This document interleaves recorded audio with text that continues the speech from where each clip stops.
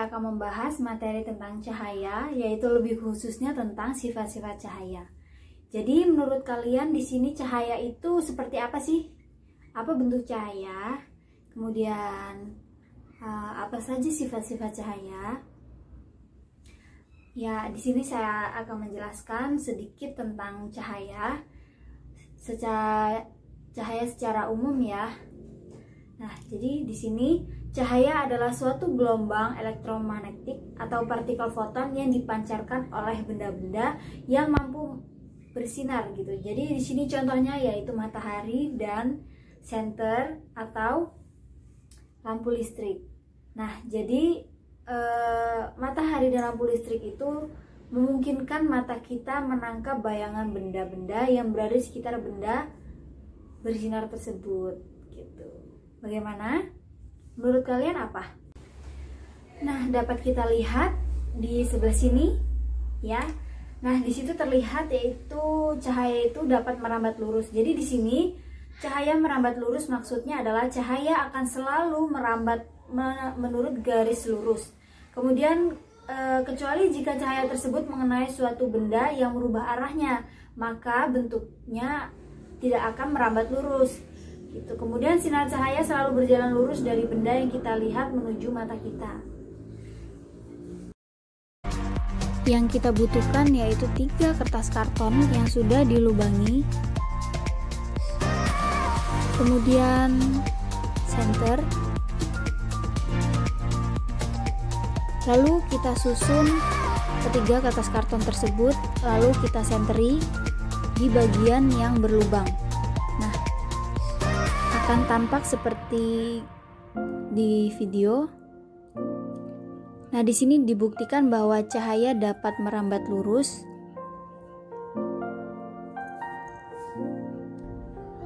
Kemudian ketika kita menggeser salah satu kertas karton, kemudian kita senteri, maka cahaya tidak akan merambat lurus. Artinya cahaya tersebut dapat merambat lurus jika melalui celah-celah atau lubang yang ada. Contoh di dalam kehidupan sehari-hari dapat kita lihat yaitu cahaya yang memasuki ventilasi udara. Kemudian yang kedua yaitu ada sifat cahaya yang menembus benda bening.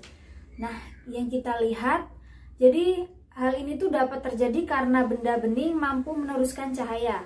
Nah, jadi jika cahaya gelap mengenai objek gelap, cahaya tidak akan menembus tapi bahkan membentuk bayangan.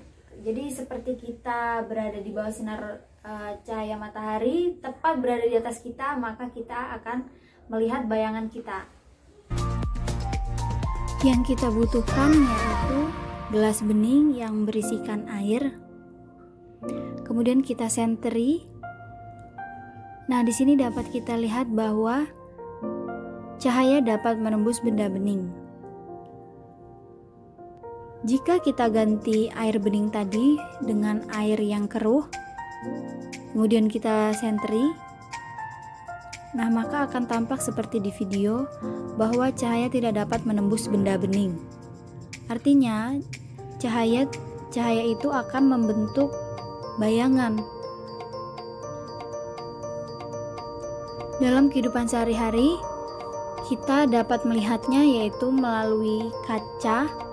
Kemudian yang ketiga yaitu cahaya dapat dipantulkan. Jadi di sini terdapat 2 sifat cahaya, yaitu cahaya dapat dipantulkan secara teratur dan cahaya dapat dipantulkan secara membaur. Jadi di sini pemantulan teratur itu yaitu pemantulan berkah cahaya sejajar yang terjadi jika cahaya mengenai benda dengan permukaan rata dan mengkilat. Jadi contohnya itu seperti kaca atau cermin.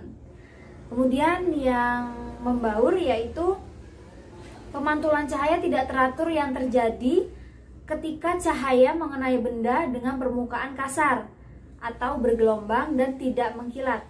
Contohnya yaitu mengenai air, batu, dan aspal. Yang kita butuhkan ialah cermin. Kemudian saat kita berdiri di depan cermin atau ada benda yang berada di depannya, maka bayangan akan terlihat sangat jelas. Kemudian pantulan dari cermin datar terlihat sama. Ukuran benda itu terlihat sama dengan ukuran benda yang diarahkan ke cermin. Kemudian jarak bayangan ke cermin sama dengan jarak benda ke cermin. Bayangannya tegak seperti bendanya, kemudian bayangan bersifat semu. Selanjutnya kita beralih ke kaca yang berada di rumah kita, kaca jendela atau kaca pintu. Ketika kita berdiri di depannya, maka akan terlihat badan kita atau barang yang ada di depan kaca tersebut. Nah, maka di situ bayangan terlihat agak samar-samar dan tidak terlihat jelas seperti kaca atau cermin yang sebelumnya. Pantulan dari cermin datar terlihat sama, ukuran bayangan sama, jarak bayangan ke cermin sama dengan jarak benda ke cermin. Bayangannya bersifat semu.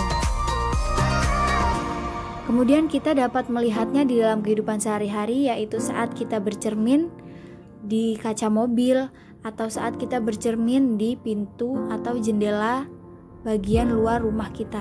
Kemudian sifat yang terakhir yaitu ada cahaya dapat dibiaskan. Jadi di sini pembiasan cahaya itu terjadi ketika arah rambat cahaya itu dibelokkan. Jadi cahaya dapat dibiaskan itu maksudnya adalah cahaya yang dibelokkan ketika melewati dua medium bening dengan kerapatan yang berbeda. Yang kita butuhkan yaitu gelas yang berisikan air, kemudian pensil. Lalu kita celupkan pensil tersebut. Nah, maka akan nampak seperti pensil itu terlihat patah. Ini yang disebut pembiasan. Jadi, pembiasan cahaya itu terjadi ketika arah rambatan cahaya dibelokkan dan melewati dua medium bening dengan kerapatan yang berbeda. Ketika kita mengganti air jernih tadi dengan air yang keruh, kemudian kita celupkan pensil tersebut, maka tidak akan membentuk patahan. Hal ini terjadi karena air tersebut adalah air keruh, bukan air bening. Dalam kehidupan sehari-hari dapat kita temukan di dalam rumah, yaitu di kamar mandi. Bak kamar mandi yang kita jumpai itu terlihat dangkal.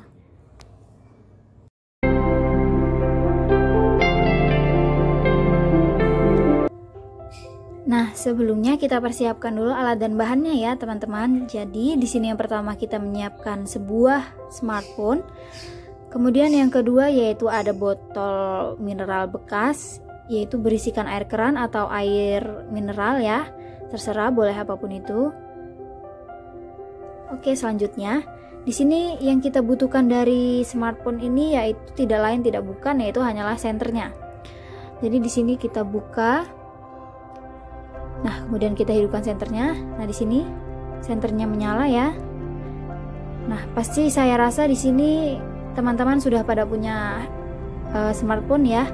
Kalau nggak punya pasti orang tuanya punya kan ya. Nah, di sini saat keadaan darurat pasti HP ini jadi solusi yang pertama ya teman-teman, yaitu yang kita pakai yaitu sebuah senternya.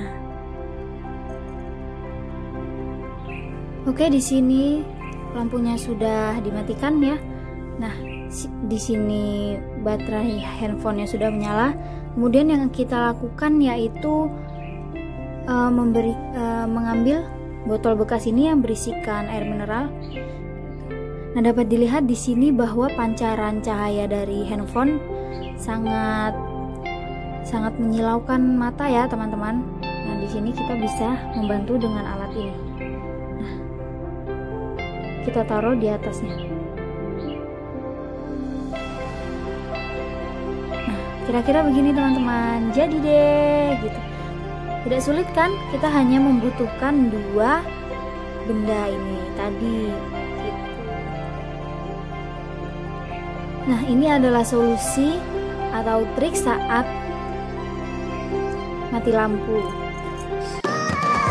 Selamat mencoba ya teman-teman, dan terima kasih sudah menyaksikan.